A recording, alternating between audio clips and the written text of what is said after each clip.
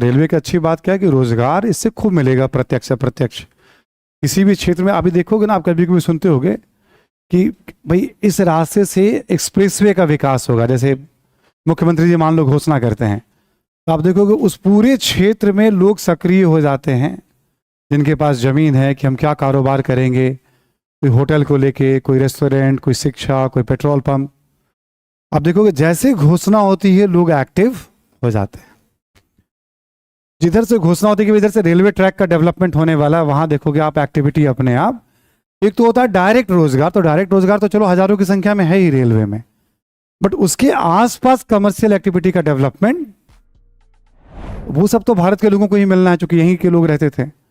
But यदि नौकरी की बात करते तो सच है कि हायर पोस्ट पे केवल अंग्रेजों को, साहेब केवल अंग्रेज होते थे और सेवक उस समय हम होते थे। अब जो साहेब होते हैं वो नए अंग्रेज होते हैं, आप लोग। अब रेलवे में जो साहब होंगे वो कौन होंगे? आप लोग होंगे।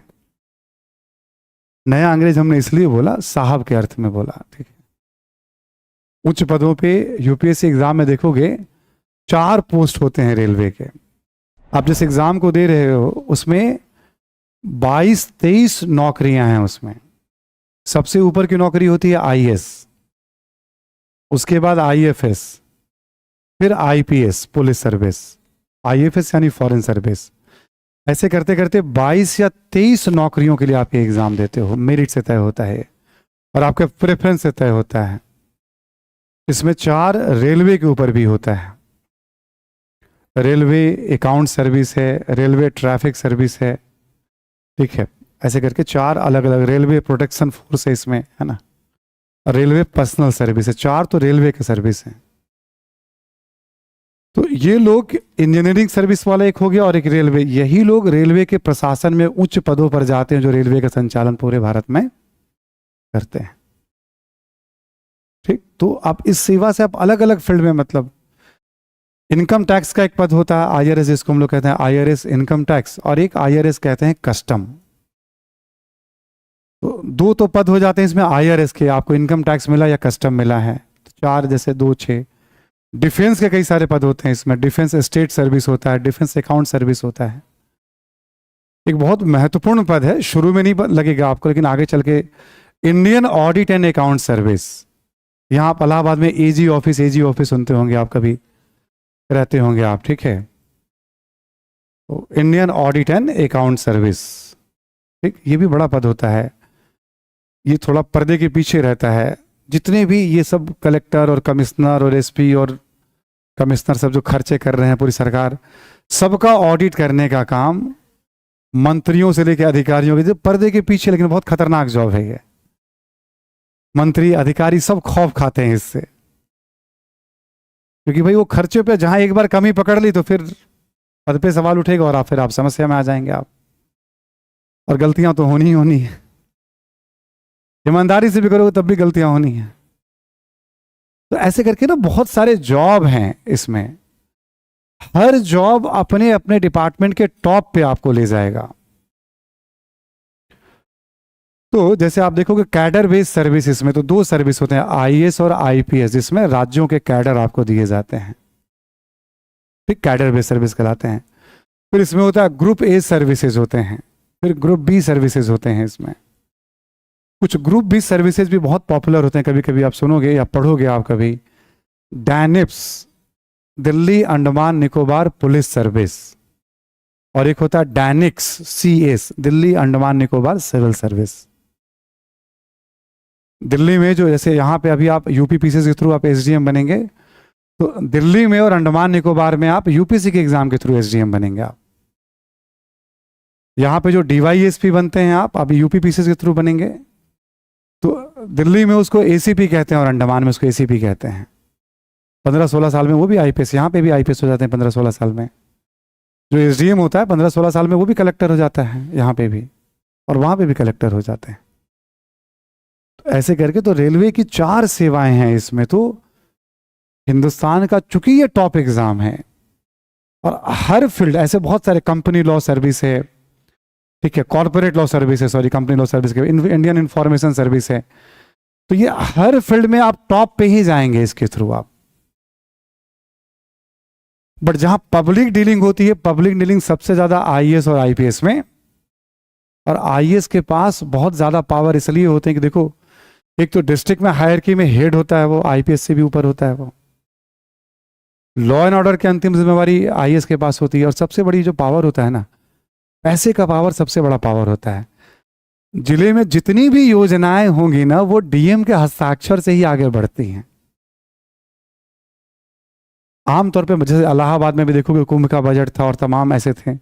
आमतौर पे मान के चलो कि 700-800 करोड़ रुपए एक साल में डीएम के हस्ताक्षर से खर्च, थोड़ा कम या थोड़ा ज्यादा भी हो सकता है, डिस्ट्रिक्ट पे डिपेंड करता है। अब कोसाम भी छोटा डिस्ट्रिक्ट है तो ऑब्वियस से बजट कम होंगे। इलाहाबाद बहुत बड़ा डिस्ट्रिक्ट है तो बजट ज्यादा होगा यहाँ पे।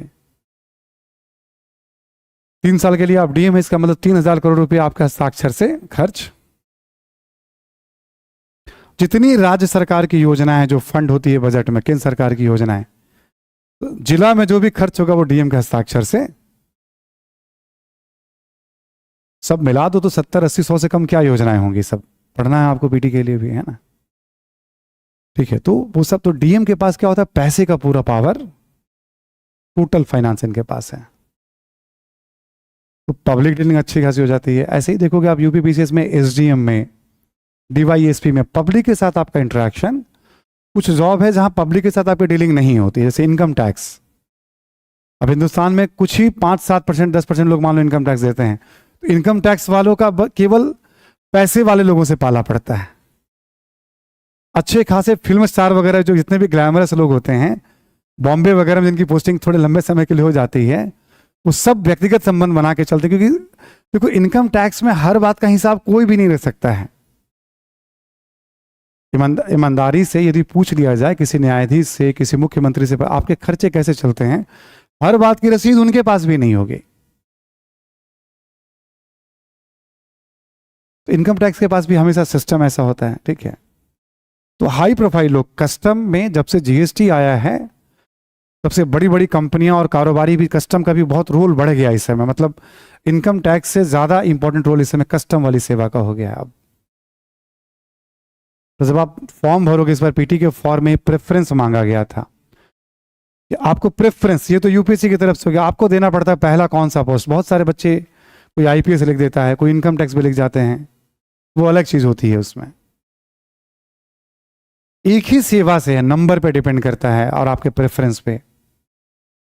अच्छे रैंक आ गए हैं और फिर आपने कैडर का भी प्रेफरेंस मांगा जाता है उसमें। आप होम कैडर चाहते हैं या आस कौन कौन सा स्टेट चाहते हैं आप आईएएस और आईपीएस के लिए, उसका भी प्रेफरेंस। इस बार फॉर्म भरने में काफ़ी टाइम लगा है।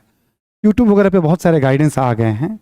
जब आपको फॉर्म भरना होगा तो आप आराम से उसको देख करके, 2-3 घंटे लगभग लोगों को टाइम लगा है इस बार फॉर्म भरने में। टेक्निकल समस्याएं आ जा रही थी मेंस के बाद, तो इस बार यूपीएससी ने क्या किया, उन गलतियों को दूर करते हुए कुछ कुछ ऐसी समस्याएं आती हैं। अभी यूपीएससी पे काफ़ी दबाव है, केस वगैरह भी चल रहे हैं, मेरी नोटिस में है, मेरे जानने वाले लोग भी उसमें लगे हुए हैं। उन सब गलतियों को यूपीएससी ने भी दूर किया है इस बार, कि पीटी में ही फॉर्म को फिलअप करवा रही है। ठीक है, तो 23 सेवाओं के लिए आप ये तैयारी कर रहे हैं साहब। ठीक है, और अच्छे वेतन होते हैं, सुविधाएं। अभी थोड़ा सा सोशल मीडिया के कारण थोड़ा सा अधिकारियों का रोल जो है, मतलब जैसे अब किसी पुलिस अधिकारी से पूछोगे, बोलेगी इच्छा तो बहुत करती है इसको पीटने की, लेकिन इंतजार करना पड़ता है कि कहाँ कैमरा नहीं होगा। प्यार से, मतलब जगह का इंतजार करते हैं हम लोग कि इसको कैसे समझाएं हम, वरना वीडियो लोग बना के तुरंत सोशल मीडिया पे, और मंत्री जी का पहला काम होता है कि सस्पेंड करो। ठीक है, तो सोशल मीडिया का एक प्रेशर बहुत बड़ा है, बट स्टिल पावर भी बहुत है और काम करने के भी बहुत अवसर होते हैं, जिम्मेदारियां बहुत होती हैं।